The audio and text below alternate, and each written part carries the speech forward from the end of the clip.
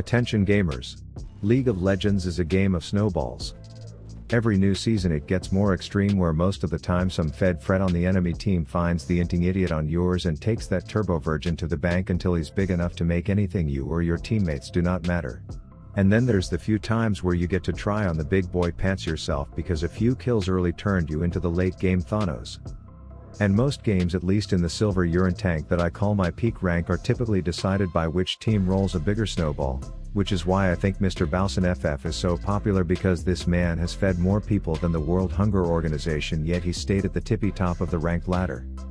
And recently I've seen him playing more and more Karthus, which fits his fetish for champs who can do the nay after they die, and so I took one for the team, looked more into what he's doing to make this work. His runes look like this. First strike has your ult printing more cash than an ATM's ass crack, then he rocks the free Nikes and puts an application in for a line of credit before settling down with a bit of boring cooldown reduction. Apparently collecting eyeballs is effective, and of course being able to deliver Niagara Falls more often to every enemy on the rift is a given. I'll cover one of his games in this video, but before that I wanted to show what this strategy looks like first timing it as a silver player to show just how insanely strong you get every game, making it the second easiest way I've discovered to get fed. The first is Factor, of course the sponsor of today's video. You get it cause it's a meal plan. Picture this: you just finished a super productive session on the rift and now it's meal time, but all you had was a half-eaten banana, a rotting avocado, and the thing at the end of a bread loaf that looks like it got autofilled as bread and is just waiting to go next. It's no secret gamers have bad eating habits, but a lot of smart nerds on the internet have shown that your mood and performance is directly related to consistently eating good foods. So if you are like me and refuse to cook, you can either pay more for Uber Eats delivery than the meal itself or use Factor. Factor is an easy-to-use weekly meal plan that lets you pick healthy, tasty meals depending on the type of diet you want to follow. I choose Protein Plus because I'd like to own a bicep one day, and then I pick how many meals I want and bam, it's done. Then good fully cooked meals show up to my door that I can just pop in the micro wizzy and have ready in minutes to consume between my super successful solo queue sessions. It's flexible, cheap, and healthy, which is everything I need as a gamer, and so I highly recommend you try it out. If you use code POGRAVAPR50 you'll even get 50% off your first box, so thank Factor for the sugar daddy dollars and use the link below to try it today. Alright, now into my first time on the floating feeder. I immediately make the mistake of trusting someone on the internet and don't vote yes to remake, only to then get cheesed by Mr. Waternoose playing peekaboo and busting his kneecaps onto me at level 1. But here's the thing, I just had to wait for him to fail a leapfrog attempt and I would be ready to spawn the pop rocks under his ass rapid fire style. He was dancing for his life, but not very well. He looked like he had 6 left feet until I lit his ass on fire and announced king crab legs for dinner tonight. Then if I'm being honest, I started getting bullied worse than the kid whose hair smells like turd-ridden toilet water, but I knew something that this blind asshole didn't. Haha, you see, I hired a clown to perform at this ergot's funeral, lighten the mood a bit. I would bring the water attractions and then I would let him take care of the rest, and I have to say it went quite well. And I'm not sure if this is the strategy or not, but every time my ult was off cooldown and I had first strike I was full sending that bitch like there was no tomorrow, which 10 minutes into the game was giving me a fat 50 bomb every time. Not worth if you were to ask me right now. But I quickly learned that every time this fat diabetic crustacean overstepped I would deploy the Sierra Mist Zone, which if you aim like me doesn't accomplish jack shit other than making this man panic like he left his wallet on Epstein's Island until he flashes away. That said, the inner silver did eventually find its way out my shithole, as I figured Karthus's passive has to play a role in this turbo int strategy, so I took a fight that even a young Floyd Mayweather would have passed on, thinking that worst case scenario my post-death ult will make it an even trade. But what no one realizes is that my death was all part of an elaborate scheme. You see, I would condition Mr. Waternoose to think that me being one shot meant easy gold for him, but in reality I was just 9000 IQ baiting him into not realizing that what it actually meant was that a young gothic girl with a tendency to light shit on fire was going to pay him a visit, and all I would have to do was walk back and wave, say hi, almost managed to get myself killed, and then laugh at him for not seeing the gothic girl trick coming. Anyways, I've survived challenge 1 entitled Lane against a dumb as shit ergot, and now I was ready to respond to the 911 calls and solve all the murder mysteries of my friends putting away one bad guy at a time.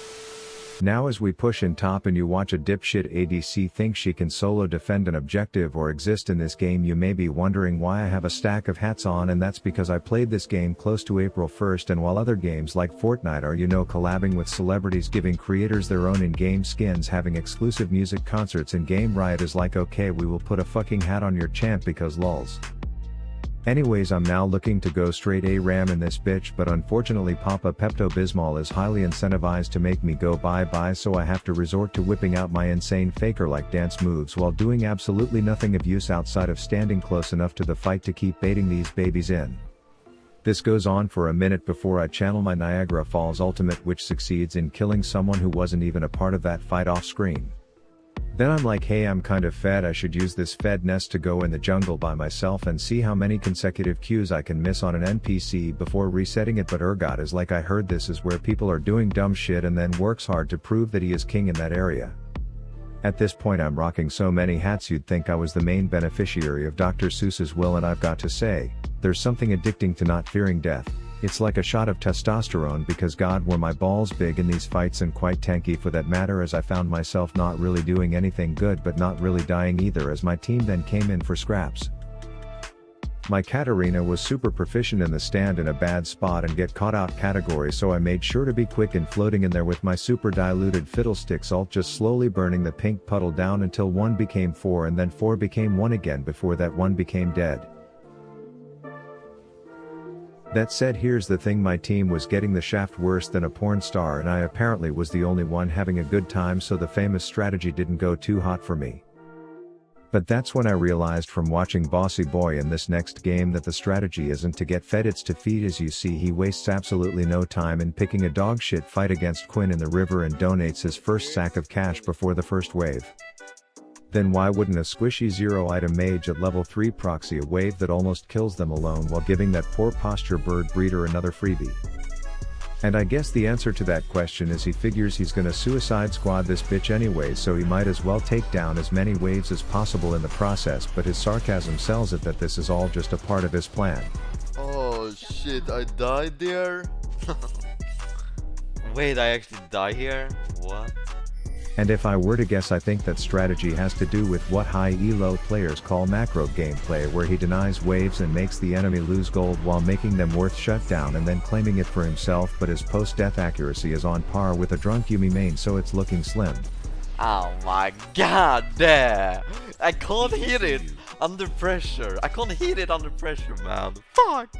But eventually this seemingly dumb as shit strategy is going to work, because you know what ability he doesn't have to aim? Yeah, that's what I'm talking about. Then the pattern of refusing to say no to any fight continues, but this one he's oomed, which means he's doomed, and no amount of post-death form temper tantruming is going to make that an even trade. And keep in mind he's playing in Grandmaster in this game, so eventually the enemy players are going to say, hey, I can recognize a simple pattern and cut him off from his little proxy push plays and kill him, but even then he's making her miss minions under tower. Sure enough, he's straight back to acting like he doesn't remember which direction his actual base is, but the difference is now that little hunchback is respecting him while making it blatantly obvious that her BFF the cigar shitter is en route to pop his asshole, and with that he was 1 in 8.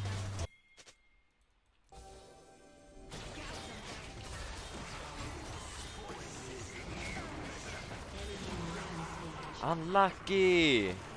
Unlucky, or maybe she was given 65 free kills. I say tomato, you say tomato, while he then says challenger and I say hard stuck silver. We joke.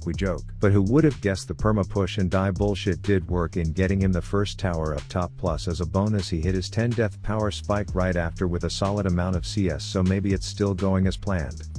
That said, I'm thinking if I fed the enemy top laner this much in my solo queue games to the point where she was fed enough to make 1v1s look like this, I would be receiving personalized Etsy-made death threats to my home address from my teammates, because I'm thinking while I'm dead that fed Freddy would just be ripping them all a new asshole.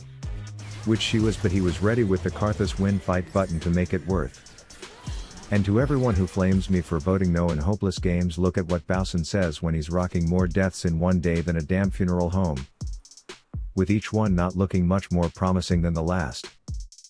Shut up! Shut up! And it turns out a 14 kill Quinn is a bit strong at this point in the game. But I guess opening fights with a 27-minute Karthus ult isn't a bad way to get an advantage that results in an easy 2-for-0 trade either. Plus he had literal Faker's dad on his team. But why walk back?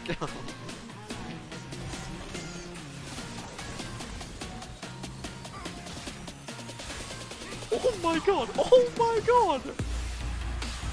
Oh my god! This set is insane! This set is insane! Which meant the next time he died, his stream would just turn into the black and white LL stylish montage watch party.